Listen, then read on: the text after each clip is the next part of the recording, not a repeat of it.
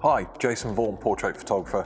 I'm here today because Pixapro's asked me to do a little video for their channel, just to give you some tips on how to avoid misfires with your Pixapro lights when using the triggers. So, what are the misfires? A misfire can be that your light doesn't fire at all, or that the power setting that you get from the light is dramatically different to what you originally had it as. So you're shooting along, getting a nice correct exposure, and then all of a sudden you get a big power surge from the light and you get a much brighter image than you were actually intending to get.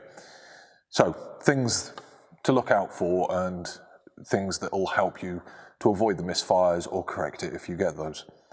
So first things I'm going to talk about is make sure, now this sounds like a really simple one, make sure you've got the correct brand trigger. I was at a event recently and somebody was suffering with misfires, as in not firing at all, and on inspection I discovered they'd put the wrong brand trigger on the top. They all look very similar, easy mistake to do, but they'd put the wrong trigger. I think they'd put a Nikon trigger on their Canon, not entirely sure, I didn't pay that much attention, but we just changed the trigger and straight away it solved the problem and they were able to start shooting again. Other things, okay, so not quite so obvious. When I start shooting, if I'm using lights that I haven't used before, if I'm at a studio, I will check certain things. So first of all, I make sure that I'm on the correct channel and the lights are on the correct channel. So if the lights are on channel 28, I make sure that the trigger is on channel 28. I make sure that the groups are set up correctly. So if I'm trying to fire group A, I need to make sure that the light is on group A. So you've got 5 groups as a standard. I shoot Canon, so I get 5 with TTL or up to 16 groups. Obviously it can get confusing with all those groups. Make sure you know what light is where and which one you're trying to control, and make sure that you've got it turned on in that correct group and you're altering that one, not some light somewhere else. Other functions that can affect it, the ID function. There is an ID function in the trigger and in the lights, works 0 to 99, or you can have it switched off. Basically what the ID function allows you to do is if you've got a lot of people using the Pixapro brand lighting or the Godox lighting, you might have somebody who's on the same channel as you and their trigger might start interfering with yours. It's a good idea then if you're in that situation to go into all your lights, go into the menu, go into your trigger as well in the menu, find the ID function and set everything to the same ID. So say for argument's sake ID 15, make sure everything's on the same ID and then only a trigger on ID 15 on the correct channel will fire it. You can be on the same channel, but if you haven't got the ID function on, the light won't fire. It's quite a good function. I tend not to use it unless there's a lot of other people around shooting, but it's a good idea to check it, and I've had an incident recently where a photographer couldn't get a light to fire and somebody had been using the ID function in the light before him, so went in, turned the ID function off, problem solved. Another thing, the batteries. Now, all of these are made to work with the single-use batteries, not rechargeables. Rechargeables are a slightly lower voltage.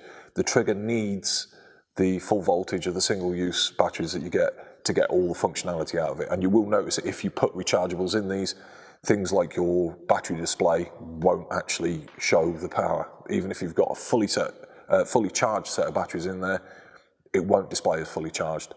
So it's just a good idea to make sure that you're using single-use batteries with the proper voltage so that you can get all the functionality out of the trigger. On that note, as your batteries get low, if you're starting to get misfires, you've been shooting for a long time during the day, or you've been using the same batteries for a few different shoots, and you start to get misfires, and it was all working all right before, check your battery levels, check your battery power, put a fresh set of batteries in. That sometimes can help and solve the problem straight away.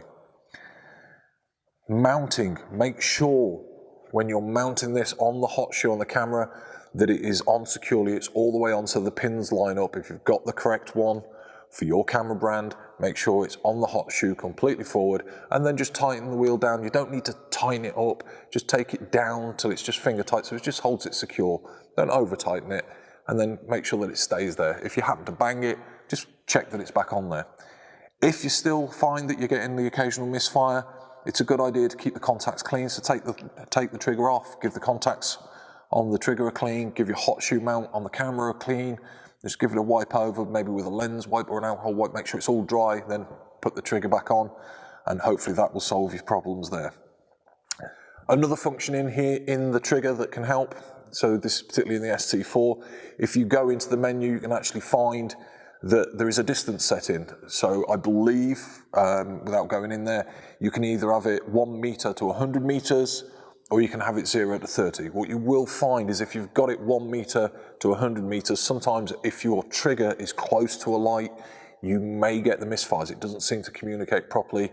Go into there, change it 0 to 30. I keep mine permanently on 0 to 30 because it's very rare that I need the distance of 100 meters away from a flash to actually fire it. So, good idea, just make sure that you've got the distance in there.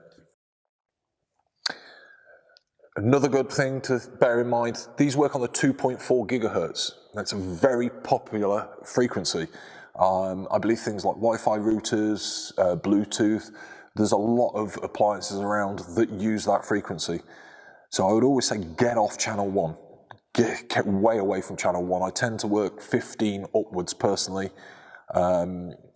usually in the 20s, but away from channel 1. It's a very popular one. There's a lot of interference down in the lower channels. If you do have the G01 or the Godox V1, there is in there an option to scan. So you go into the menu, scroll around to your C scan, and you can scan for the cleanest channels. So I know in here from scanning that channel 28 is the cleanest channel in here currently. So I would have it on channel 28, and hopefully then I'm getting no interference.